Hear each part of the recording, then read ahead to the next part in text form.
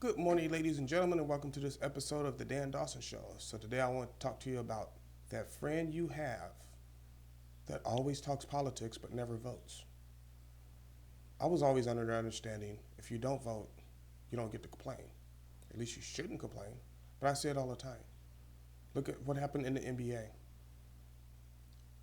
All this politics and vote for this person and vote for that person. Come to find out, 80% of NBA players aren't even registered to vote. So why are you telling me politics? Apparently you haven't even taken the time to fill out a simple registration card. So I know you haven't done the research, you just heard something you thought sounded good, so you roll with it. And my thing has always been I don't care who you vote for as long as you vote. Who you vote for is none of my business. It's actually none of my business if you vote or not. I don't care, especially if you're a liberal. Right now, don't vote. Hey, don't even fill out that registration card. I want to keep my guns. But that kind of got me to thinking, right? Because some of the most severe fights I was having on Facebook, coming to find out, it's like with 2 or 3 different people, none of which were registered to vote and didn't plan on voting. It's like, then why are you wasting my time? It's a waste of my time. And honestly, it's a waste of my time to talk politics with people. I'll talk policy. I'm not going to talk personal stuff. I don't care what Trump does. I don't care what Biden does in his personal time. It's not my business. All I care about is the policy because that's what's going to affect me. You know what? If Biden walked up and kicked Kamala Harris off stage tomorrow, it wouldn't affect me one bit. But his anti-Second Amendment stance does affect me. His high tax plan does affect me. And people are saying, oh, no, if you don't make over $400,000, it doesn't affect you. That's not the way taxes work, people. You see, what happens is they say, oh, we're going to tax Boeing. And we're going to tax them through the roof. That's what Seattle tried. Boeing is leaving Seattle. They're talking about leaving the state completely, going to South Carolina. I mean, just packing everything up like we're out of here. We're gone. Which is really a disadvantage for them because they're leaving one of the biggest importing cities in the state or in the United States. So think about how much taxes they're trying to get out of them. And it was a crazy tax plan. I think it was like 40%. And then the Seattle City Council came back and passed an even bigger tax. So it's just that one friend, they always want to argue politics and they're not really well informed. I saw Charlemagne the God, right? And he was on Fox News actually, of all places, right? It's on a YouTube video. And he's saying, oh, and Trump with his blah, blah, blah. And, he encouraged people to kidnap Gretchen Whitmer. Well, Charlemagne, this was yesterday too.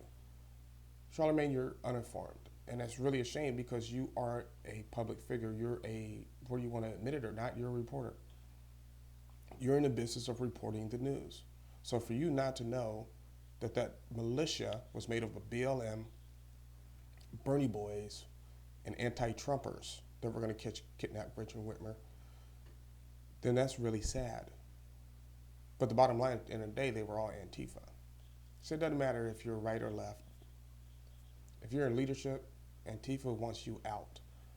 So for people who support that and roll on that, it's like that's really kind of ridiculous. But no, it's that one friend that doesn't vote, but wants to tell you how to vote and where your vote should go. Stay away from people like that. I've run across people like that, and it'd be, I remember this one day. It's at my former job. We had some downtime. We were talking politics, right? So after this very lengthy and very heated discussion, the guy goes, well, I don't even vote, so. I'm like, then why'd you waste my time? I could have been doing something else, getting my blood pressure all riled up for nothing. Really, really sad and silly. So, but watch for people like that. And I think what I'm going to start doing is on my personal Facebook, before I engage in a conversation, I want to know, are you voting? If you're not voting, I'm not going to waste my time. It's like arguing exotic cars with somebody who doesn't even drive. Be very careful and very precious with your time and your political energy, because what they do is they wear you down.